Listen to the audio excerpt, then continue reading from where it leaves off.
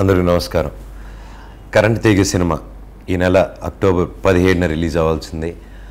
కాకపోతే వైజాగ్లో జరిగిన సైక్లోన్ ఎఫెక్ట్ వల్ల దాన్ని పోస్ట్పోన్ చేస్తున్నాం.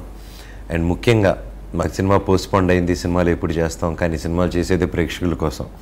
అండ్ ప్రేక్షకులకి ఇలా ఎఫెక్ట్ అయినప్పుడు సినిమా రిలీజ్ చేసే దాంట్లో అర్థం లేదు.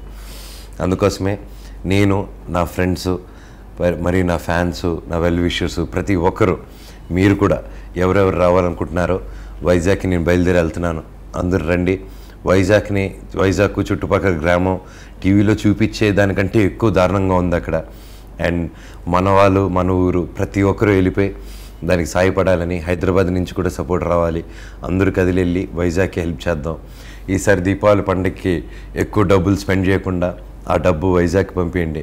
అక్కడ నష్టాన్ని మనం ఎంత త్వరగా, ఈ ప్రపంచంలో అందరికంటే ముందుగా మనం వెళ్ళి ఇండియన్స్, మనం ఒక సౌత్ ఇండియన్స్, మనం ఒక ఆంధ్ర వాళ్ళం, మన ఆంధ్ర తెలంగాణ అందరం కలిసి మనం ఒక ఊరు ప్రాబ్లం ఉంటే అందరూ కలిసిమెలిసి పనిచేస్తామని నిరూపిద్దాం. నేను వెళ్తున్నాను, నాతో పాటు మీరు రండి. Thank you so much. Hi అండి. ఈరోజు వైజాగ్ నన్ను చూస్తుంటే చాలా బాధగా అనిపిస్తుంది. బికాజ్ నేను నా ఫస్ట్ మూవీ ఊహలు గుసగుసలాడే మూవీ అక్కడే చేశాను. ఆ మూవీ చేస్తున్నప్పుడు యాజ్ ఎ న్యూ కమర్ కింద నేను చేస్తుంది రైట్ కాదా అనే ఒక అనుమానం యాజ్ ఎ యాక్టర్గా ఉంటుంది. ఆ స్టేజ్లో ఆ పబ్లిక్ రోడ్డు మీద చూస్తున్న ప్రతి ఒక్కరు కూడా వచ్చి చాలా బాగా చేస్తున్నావు అని చెప్పి వచ్చి మెచ్చుకున్న వాళ్ళు చాలామంది ఉన్నారు. అండ్ మేము షూటింగ్ చేస్తున్న సమయంలో ఎవరు క్రౌడ్ కానీ పబ్లిక్ కానీ అసలు వచ్చి డిస్టర్బ్ చేయడం అనేది ఉండదు. మేము చేసినంత వరకు నుంచుని చూసి దాని తర్వాత వచ్చి ఫొటోస్ తీసుకుని మొన్న చాలా బాగా చేసాను మెచ్చుకుంటున్నారు. సో ఆ ఎంకరేజ్ అనేది యాజ్ అన్ ఆర్టిస్ట్గా ఇక్కడ ఉండిపోద్దాను లైఫ్ లాంగ్. సో నాకు అలాంటి వైజాగ్ పీపుల్ ఇప్పుడు చాలా డిస్టర్బ్ అయిపోయి చాలా కష్టాలు ఉన్నారు. సీరియస్లీ నేను అది పాల్పంచుకుందాం అనుకుంటున్నాను. ఈవెన్ నేను లక్ష్మీరావు ఇంటికి కూడా లాస్ట్ మంత్ నేను షూట్ చేశానండి. ఆ ప్లేసెస్లో కొన్ని షూట్ చేశాను కూడా. అండ్ ఇప్పుడు నేను ఫోటోగ్రాఫ్స్ అన్నీ నేను చూస్తుంటే సీరియస్లీ ఏం మాట్లాడాలి కూడా అర్థం కావట్లేదు. ఎందుకంటే ఎంతో హ్యాపీగా కూడా షూట్ చేసాం. ఇప్పుడు రానున్న దివాళీకి ఎంత ఇంపార్టెంట్ మనకు తెలుసండి. మన ఫ్యామిలీలో చాలా పెద్దగా జరుపుకుంటాం. సో మనం అనుకున్న బడ్జెట్లో ఒక 10% కట్ చేసి వాళ్ళకి ఫండ్గా మనకి ఇస్తే సో మళ్ళీ మనం వైజాగ్ని తిరిగి తెచ్చుకోగలం. నా వంతు నేను సాయం చేస్తున్నానండి.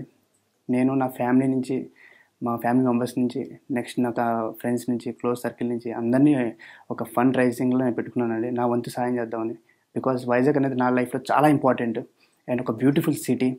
సో దాన్ని మళ్ళీ తీసుకురావాలి వెనకాలికి అని చెప్పి ఒక చిన్న సాయంతో మొదలవ్వాలని చెప్పి సో నా వంతు కూడా నేను చేయాలని చెప్పి స్టార్ట్ అయిన ఆలోచన అంటున్నది ఇది. అండ్ ఇక్కడ ఉన్నాయండి డీటెయిల్స్.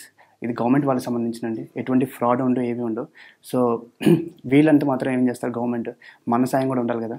సో ఆ జనాలకి మన సాయం కూడా కావాలి. అండ్ ఎవరైతే నేను చూసి నిజంగా ఈ వీడియోని లైక్ చేస్తారు, సీరియస్లీ ప్రతి ఒక్కరు కూడా అక్కడ ఉన్న లైఫ్స్కి హెల్ప్ఫుల్ అవ్వాలి. సో సీరియస్లీ అండి, థ్యాంక్ యూ సో మచ్. నాతో ఈ వీడియో చూస్తున్నానని చెప్పు చేయాలని ఆలోచన కలిగిన ప్రతి ఒక్కరికి థ్యాంక్ యూ సో మచ్ అండి. నాతో పాటు మీరు అందరూ ఉంటారని ఆశిస్తున్నాను. Thank you.